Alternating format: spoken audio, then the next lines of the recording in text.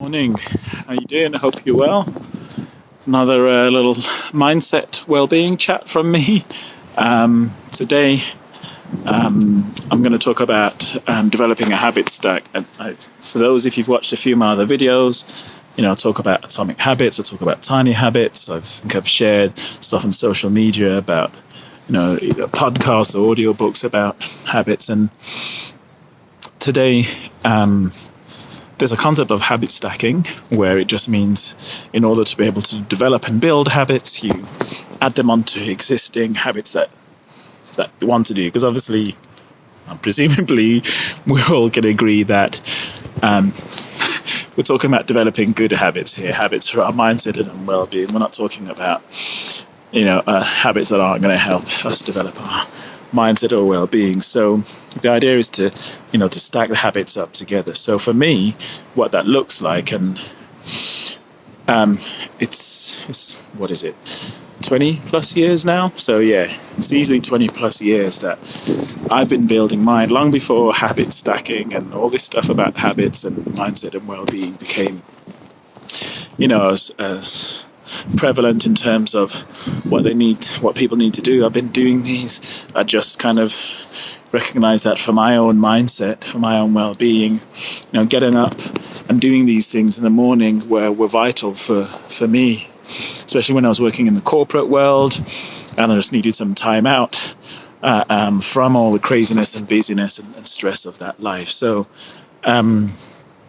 and it's developed over the years, and a good part of that was physical well-being to start with, and where I'm at right now, where my physical well-being is actually spread out through the day. So in the morning I do a little bit, but I won't do a full hour workout like I used to do previously, and I'll talk about movement in another time.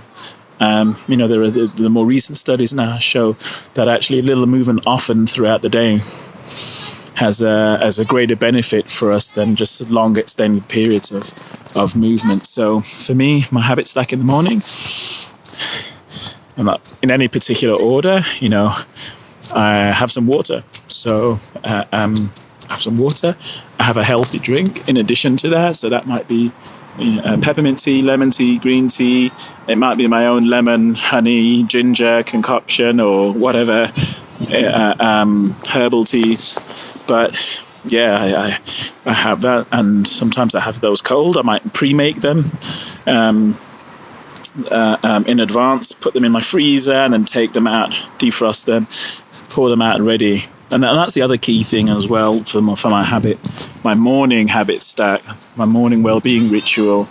I actually prepare in advance as much as possible. So I remove the resistance as much as possible the night before, sometimes the week before, to not doing them. So on the days that I don't necessarily feel like doing them, because we all have days like that no matter who we are, actually, because the resistance to doing them is negligible, I do, my exercise clothes there are ready to change into, the drink there is ready, I burn some incense, the incense is there,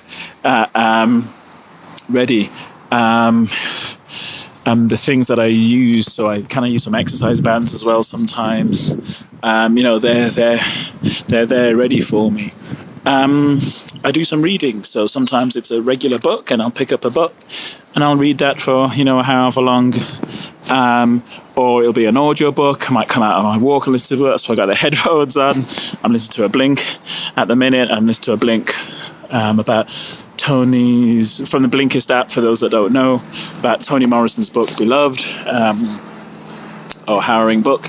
I get movement. I get up and move, obviously, and again, it might not be for more than 25 minutes, 30 minutes or something like that. I do some yoga, meditation. Sometimes I might do qigong. I might leave that for later on in the day. And these aren't things that have taken me a long time to do, But if you include like cold exposure, which might be through a shower with a cold shower, or where we are at the minute, it's actually going out in the sea and spending a few minutes just kind of grounding, because grounding is a big thing for me as well. So whether it be, in a field and grass, touching a tree or whatever it is, and just being connected with nature, or it could be on the beach, or it could be going out in the sea, getting my cold exposure and my grounding at the same time. So those are the things that I do. I think that's it. I don't think I've missed anything. And I'm not, again, as usual, I'm not saying this is what you should do. I'm saying these are the things that have worked for me. And these things have changed over the past 10 years, over the past 5 years, over the last 3 years, just depending on context. COVID obviously had an impact on what that routine looks like and where I do it. Where we are right a minute impacts that as well. So, you have to be adaptable. And that's one of the other things. It isn't about having a fixed, rigid routine, and this is what I do. No, that's not it. Adapt accordingly. Every year I review my well-being routine and say, hey, what has served me? What isn't serving me any longer? Actually, what have I plateaued at? And so what do I need to switch up and change completely, or just look for a new version of doing something? So anyway, be interested in hearing your well-being routines. If you haven't, what does your well-being habits that look like? Take care, love and respect, bless up, and one love, peace.